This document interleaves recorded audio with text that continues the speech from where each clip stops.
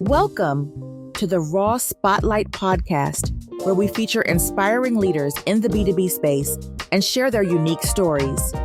Let's get started with the show. Hi, welcome to the Raw Spotlight, where we explore leadership, entrepreneurship, and digital marketing. I'm Emily Au, co-founder of Ready Artwork, joined by my business partner, Victor Huynh. In this series, we'll share insights on growing a business, the evolution of digital marketing, and key success for our strategies with our clients. In the past episode, we talked about how digital marketing strategies help two of our local businesses grow.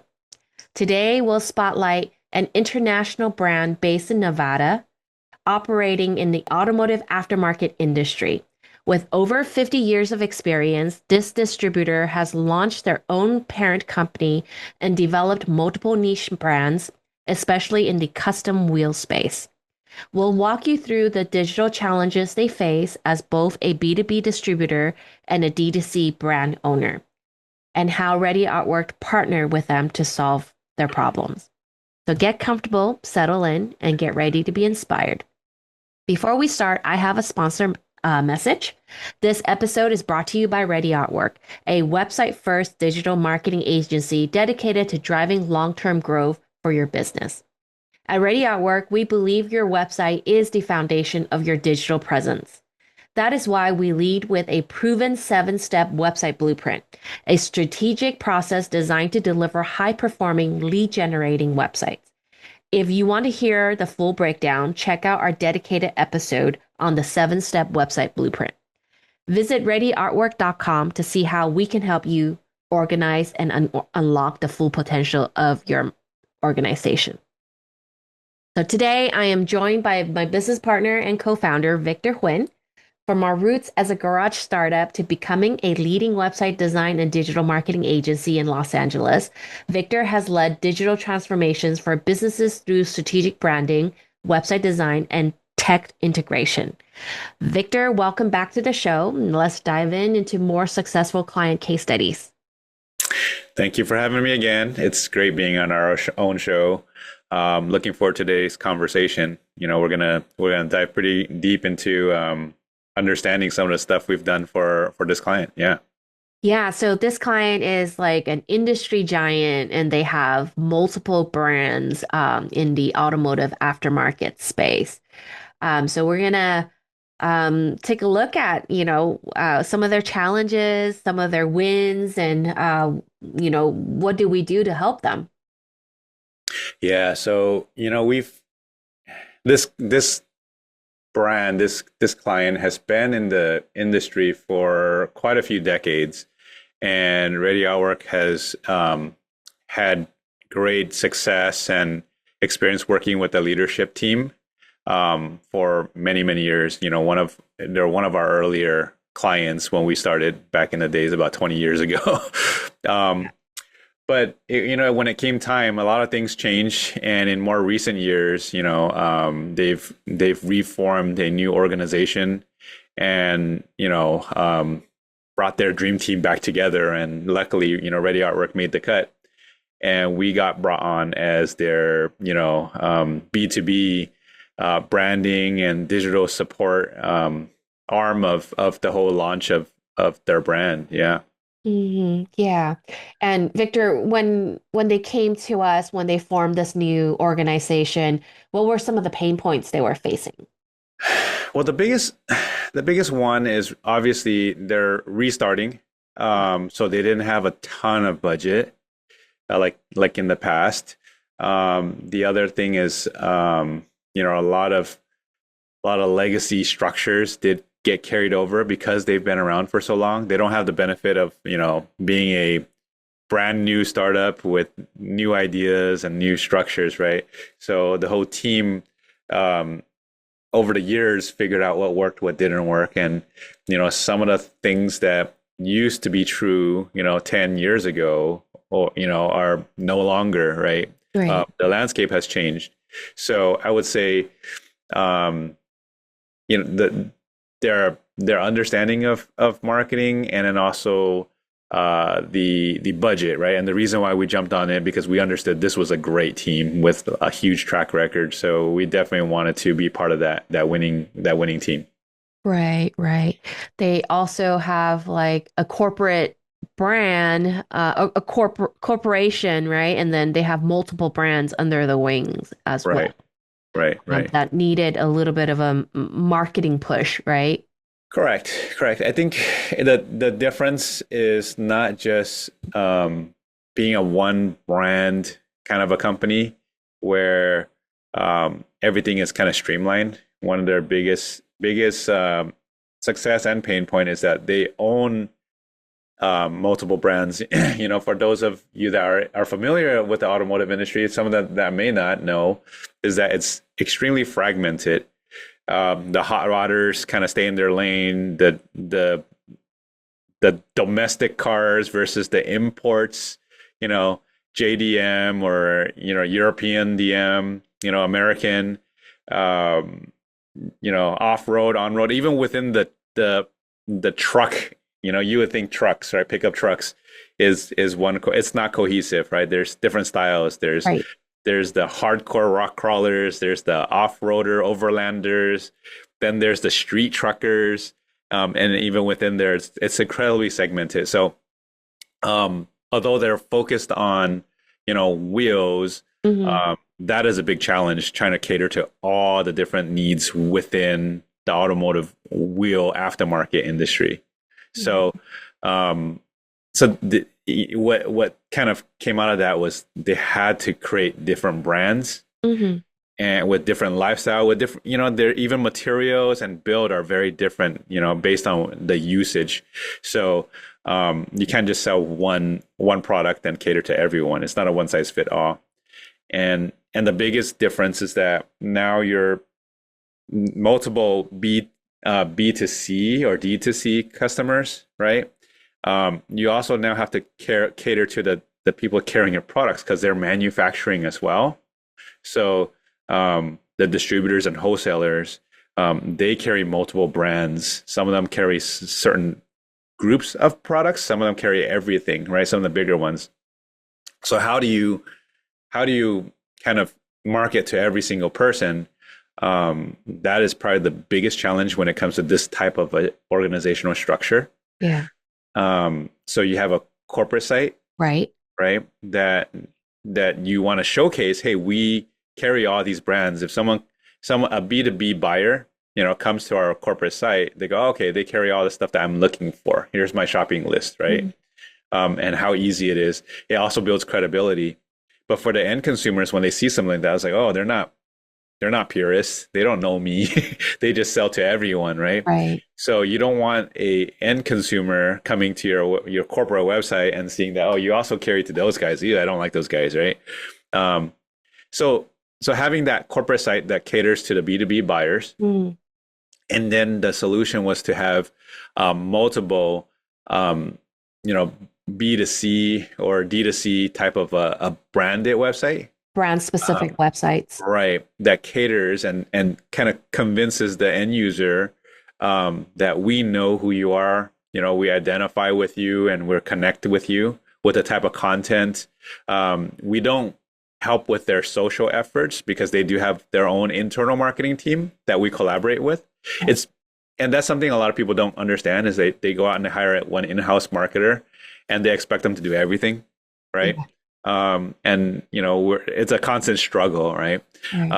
Understanding B2B and D2C, it's very different. So the direct to consumer piece, you have to find people, and typically in-house, that understand the market, understand the customers, the end customers, and are able to kind of make those connections and drive those initiatives. Where we come in is we help the clients tie it all together and kind of segment it out so that they are able to drive those B2B leads while supporting the in-house team to kind of push those end consumer brands, right? To help grow that together as a whole. Right. So the corporate site is mainly to support the brand, with dealer resources, wholesale lead gen, and then what you're saying is the brand specific website is more for B2C focus, where it's a little more tailored to the specific segments of the markets, right? Right. You have your partnerships. We don't get too involved in the partnership side. When they're dealing with partnerships, you're talking about influencers within the industry Right. or certain brands, like working with brands that are industry specific. Then that's more appropriate, like to have an in-house team build those relationships, Absolutely. right? An agency like us is probably not well equipped to build those one-on-one relationships with influencers on behalf of the brand. Right. S- Maybe Victor, you can touch a little bit about like the email marketing CRM piece that we also are integrating for them as well. Yeah. So um, a lot of brands, right? A lot of them leave a lot of money on the table when it comes to email marketing, so they don't even do it. They might have a list somewhere, or they might do trade shows and collect emails, but it just sits there and collects dust, right? And then the next step up are people that, okay, I need to do email marketing, but I really don't understand why I'm doing it. I just need to do it. So they'll send out a random email, or the ones that are really good will send out a monthly email and just talk about random things that come to their mind, like, hey, we have a show coming up, or we have this new product launch, or they'll do ad hoc stuff like, we have a new product, I want people to know about it, right? So the customer sees an email once every 3 months, once every 6 months, right, randomly. And how we think of it is really from a B2B standpoint, that is the highest ROI you can have, is your email list. Your buyers, your target customers are all on that list. And if you don't talk to them regularly, like, it's not as effective, right? If they don't hear from you, they're like, whatever, right? So even if it's monthly, it's better than not. If there is, and it has to be valuable, right? You don't want to just talk just to talk. You're right. So having a plan, having a calendar, segmenting it out, like in this case, you want to have different segments, right? Whether they're buyers, end consumers, whatever it is, right? You want to break it down. And you also want to make sure you're looking at your data, right? We set this client up on Active Campaign. The beauty of Active Campaign is that it also has a built-in CRM, a light CRM, right? Where you can keep track of leads. You can do things like lead scoring. So you're keeping track of not only the metrics of each email that goes out, right? You typically, if you do MailChimp or Constant Contact, you'll know, like, you can see, what is my open rate? What is my click rate? Right? And that's cool and all, to kind of on a high level understand how well people like your emails. Engaging, right? Yeah, engagement rate. But when you do things like lead scoring, that's like another level up, where you can see individuals now. Like, hey, David from, that distributor, he's actually been clicking on all our emails, and it will show up on the list. Like, he engaged 10 times. He clicked on our email, and he clicked into our website, and then he filled out a form, right? And that would kind of move him up on the list of priority. So if I have 10,000 people on my list, there's no way I could keep track of 10,000 people. But if it's 50 people of the top engagement, right, then I can take that list now. Hey, these 50 people are super engaged with these products, or they like this type of news. Then those are now opportunities that I can send over to my sales team and go, hey, follow up with these guys. This guy's on your list. Right. So that kind of makes email marketing not just now a newsletter, a one-way communication.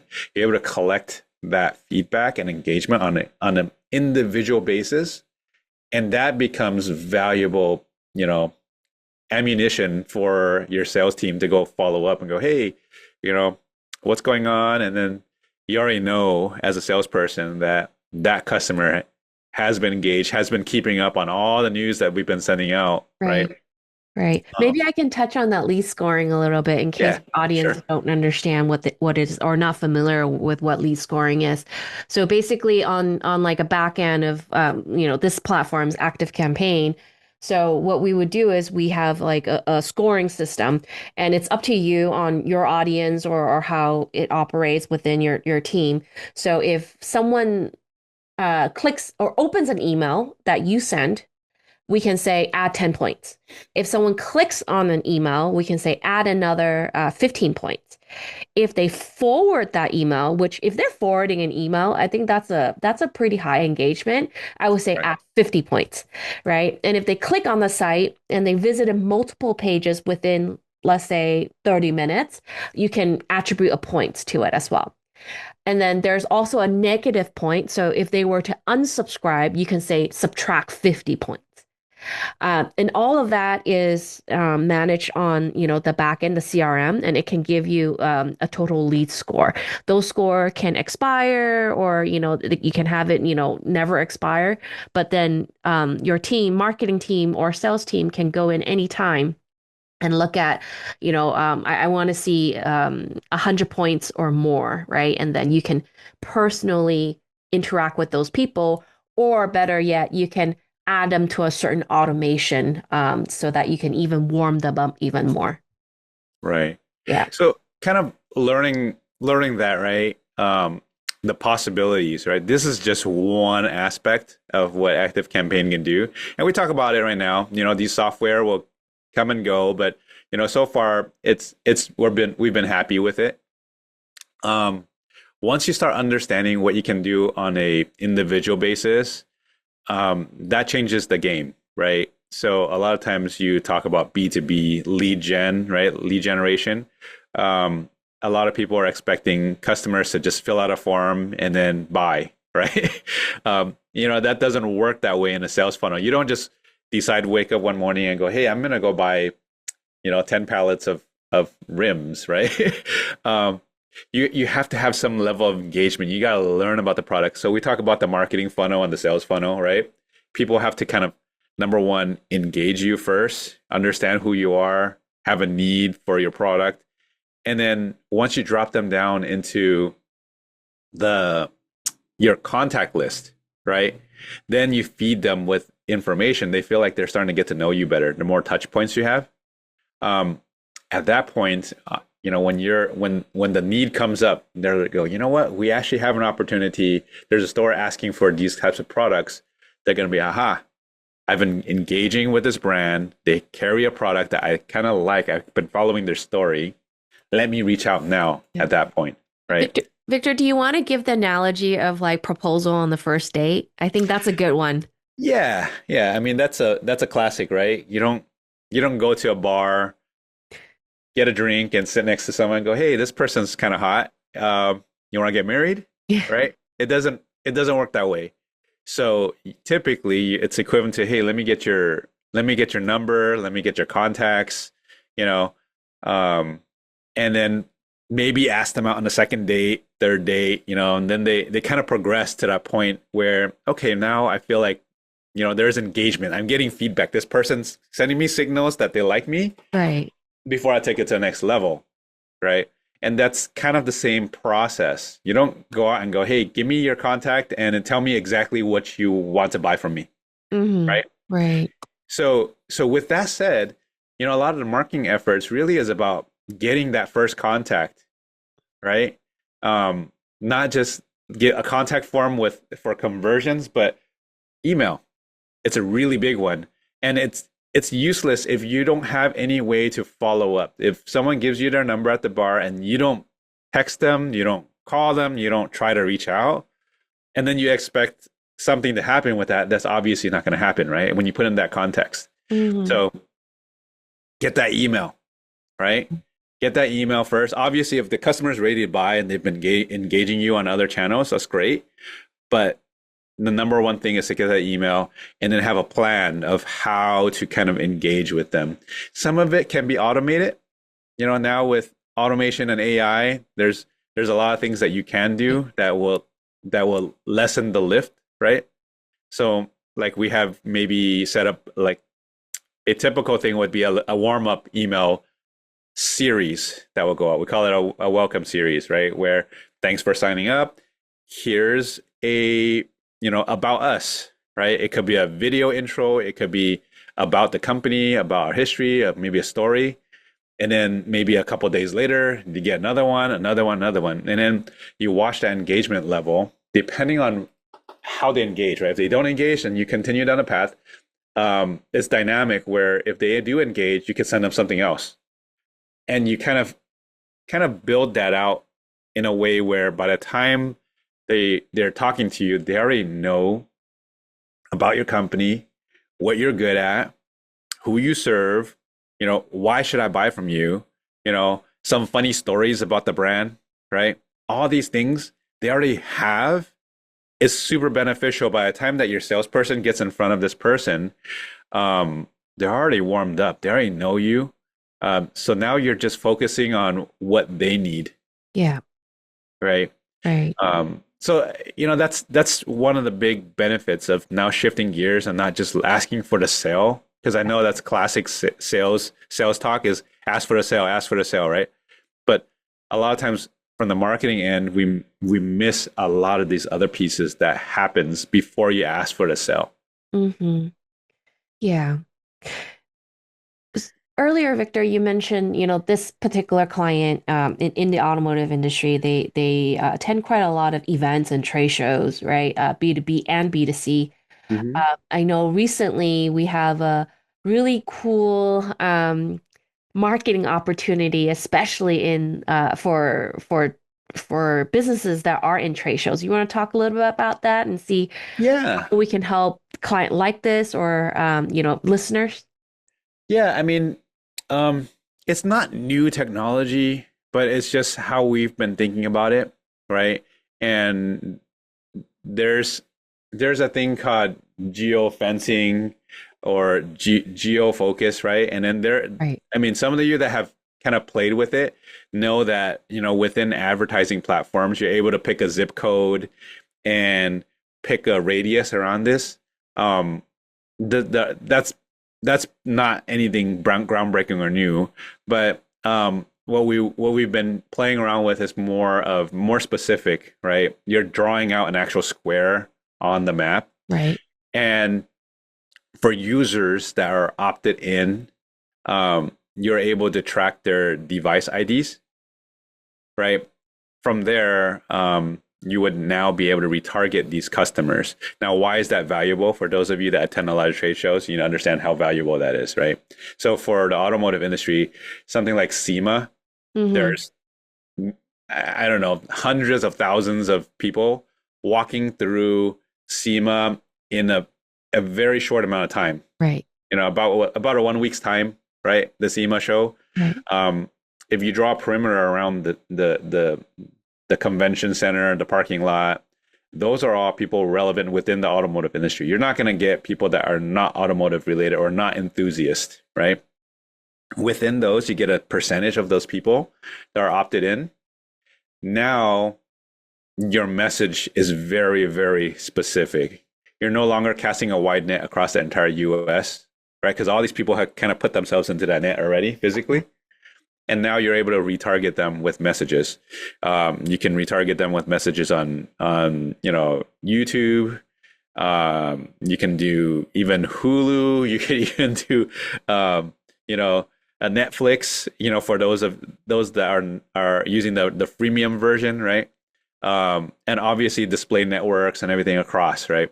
So this is for any geographic location within the last 12 months. Mm-hmm. So it's fresh data and you're able to kind of target. Now, if you have an upcoming show and you want to kind of warm them up, getting them to opt in to emails, now it's going to be a lot easier because these people are interested in your industry. Yeah. So these people, for the right customers, are going to now be opted in to learn more about your product or your event coming up, and you're able to drop them down into the email funnel, right?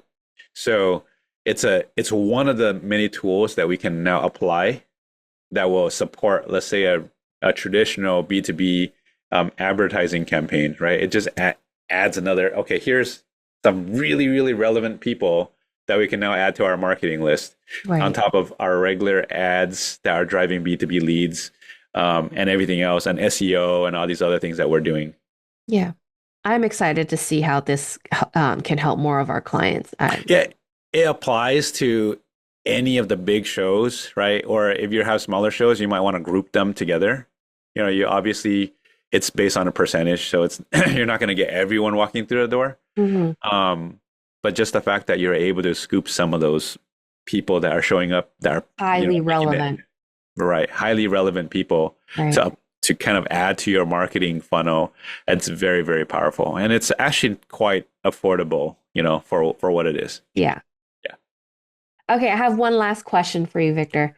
What advice would you give to like legacy businesses like this in trying to modernizing their digital strategy without losing their heritage? That's a good one. I think it's really about integrating new technology, not really abandoning, right? Because especially legacy businesses, obviously something's working, right? You don't want to just throw everything and start new just because it's a new shiny thing. Like, there's a lot of people trying to do that with AI, right? You really need to have a hybrid approach. What are the pieces that I can easily integrate into my existing organization and marketing strategy? And start small. You don't have to commit to the entire thing, right? Start small. What are some of the small things that will work well with what I have? Which ones are ready to be replaced? And kind of acclimate your team, your organization, because you're going to need buy-in. That's the biggest thing we see back in terms of more legacy organizations is there's a lot of pushback, either from leadership or from the boots on the ground, right? They're going to be like, no, I don't want to do that. They're stuck in their ways. So how can I get small wins to convince them and show them that this can work? Right. Yeah. Okay, well, thank you, Victor. That's a wrap to today's episode of the Raw Spotlight. We hope this behind-the-scene look at an international industry leader gave you insights into building brand structure, leveraging CRM tools, and scaling digital efforts. If you enjoyed today's show, please subscribe, leave us a review, or share with businesses owners like you. Victor, for anyone that would like to connect, how would they connect with you? Connect on LinkedIn. I'm very active, but you got to mention the show, or else I assume it's spam. You can always follow me on Instagram. I try to, I have some family stuff on there, but I do I do have some business posts on there as well. So it's hard to just stay in one lane these days. All right. Well, until next time, I'm Emily Au, and this is the Raw Spotlight. Thanks for tuning in, and we'll see you in the next episode. Thanks, guys. Bye. Bye-bye. Thanks for listening to the Raw Spotlight podcast. We'll see you again next time, and be sure to click subscribe to get future episodes.